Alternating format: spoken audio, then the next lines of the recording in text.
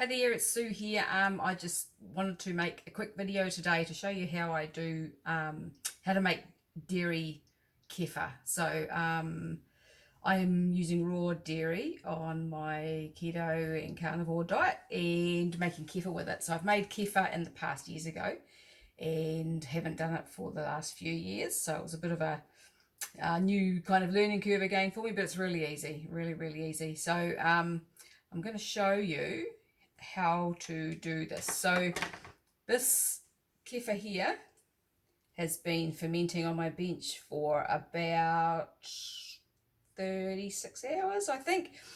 It'll depend on the temperature of your house as to how long it actually takes to do its thing, but I leave it until it starts to separate. So see how you can see the whey in here where it's starting to curdle and separate.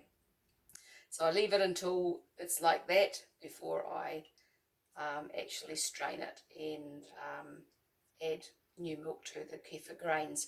So dairy kefir is made using kefir grains. You can get packets of stuff to make kefir, but it's not the same thing. You need to get grains off somebody who has them, and they multiply in the milk, and the numbers of them grow and the size of them grows a bit. And then when you've got plenty, it's like with kombucha and water kefir, you can give the grains to someone else if they want to make their own. Okay, so I'm going to show you how to do this. Hopefully I can get this camera focused to focus where I want it. It's having a little bit of trouble setting this up. So I'm just going to re-angle this camera. Okay, so I think we've got that there. So you'll see here I've got my little Pyrex jug. I've got a strainer. So kefir grains don't like metal. So if you, it won't kill them straight away. Definitely don't put them into metal containers. But even straining, I always use plastic. I had forgotten that when I first started doing these again, and I was using my metal strainer and just a stainless steel spoon. And my kefir grains really weren't growing very fast, and they were not quite behaving the way that I remembered them doing from the past. And then I realized that I was using a metal strainer, so I had to go and find a plastic strainer, which was a bit of a mission, to be honest, because living here, and I'm living in a small town in New Zealand, and we've got limited shops, and I wanted to do it that day, and went down to the local shops down here and couldn't find a plastic strainer, but I ended up going to the op shop and finding this one for 20 cents. Came home, chucked in the dishwasher, cleaned it all up, and it's perfect. And it's perfect for my jug. Look at that. There you go. So things are meant to be sometimes. So this is what it looks like. So all the cream, so the raw milk that I'm buying is absolutely glorious. It's from Jersey cows, New Zealand Jersey cows, all grass fed. Absolutely glorious, and the cream will come up to the top of the milk. Now you might find your kefir grains sitting in the cream, so I just tighten the lid up and shake it up maybe once or twice while it's fermenting, and just when I think about it really, and to stir it all up again. But when it's actually fermenting, leave the lid loose or put a cheesecloth or something over the top just to keep things out, but leave the lid loose because anything that's fermenting is building up gases, and you'll find that when you open it, even after shaking it, you'll get a bit of a pff as the gas comes out of it.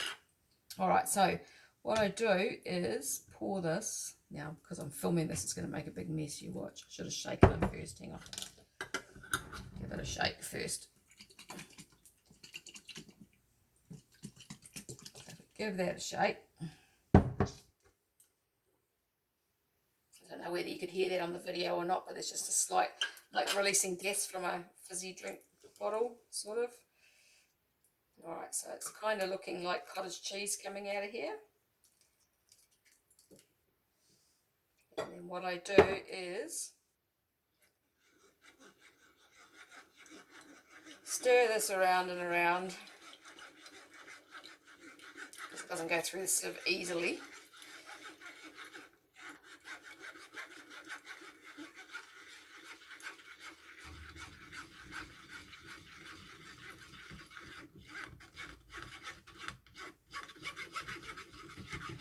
And then I've got a clean jar here to put my kefir into.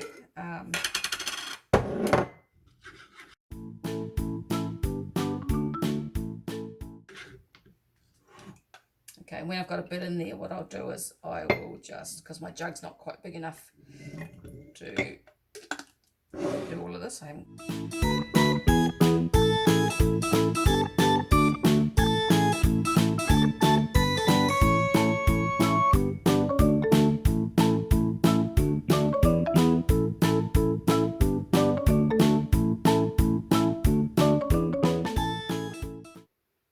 Okay, you'll see sometimes you've got kefir grains that are stuck down in the bottom of the jar, so you need to get those out. Or I get them out because there's some of your grains that you want to be able to use for the next lot of milk, and that's not actually going to reach down there, is it? Get in there without getting it all over my hands.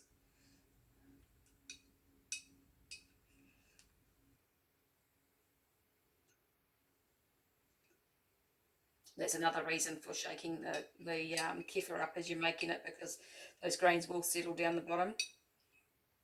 They either settle down the bottom or they get stuck in the cream, and often both. So giving it a bit of a shake kind of distributes them through the milk again.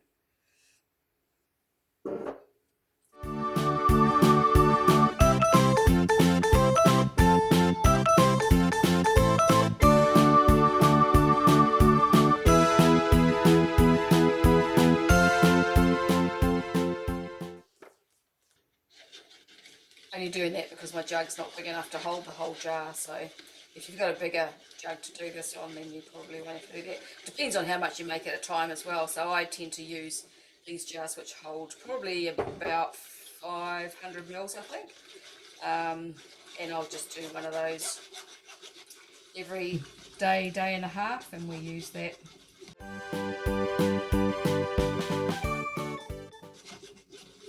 I will show you. I'll just pop the rest of this into the jar.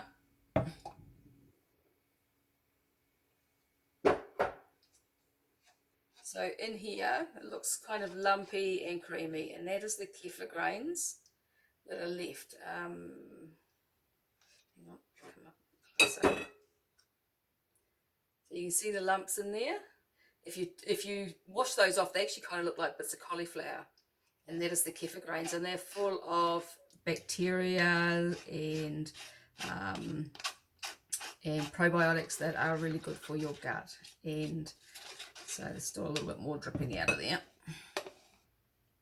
Okay, so once that is done, that one there goes into the fridge to be consumed, and then my cream jar, and I will put those kefir grains into there.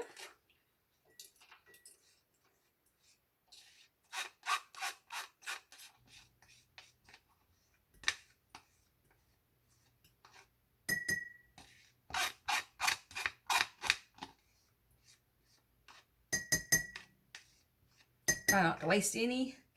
And then you gotta love this, getting milk in your glass bottles instead of plastic things. And once you've got your bottles with these guys, we get these this milk. Just it's about half an hour, 40 minutes from where we are, and it's sold in vending machines, so they have to do it that way, I think, here in New Zealand. And it costs us $2.50 a litre. Got this from them as well. Isn't this cool? It's 2 litre insulated bottle. And I will just pour some more milk into there. And that's it. It's as easy as that. So that new lot I will just leave on the bench, and I will do the lid up. I'll just sit that on the top, just do it up very slightly so that the gas can release out of that. This one that I've just done goes into the fridge. That I've done yesterday is nice and chilled and ready for drinking. It's good stuff. It's nice and tangy, and almost it has a fizziness to it, and it tastes great. So that's how to make dairy kefir from raw milk. You can make it from pasteurized milk as well. You can make it from goat milk or sheep milk or whatever you prefer. I use A2 raw cow milk. So yeah, that's it. If you like this video, make sure you subscribe and share and hit the notification bell so that you don't miss out on future videos. And if you know somebody who you think might like it, share away, and I will talk to you again another day. Bye for now.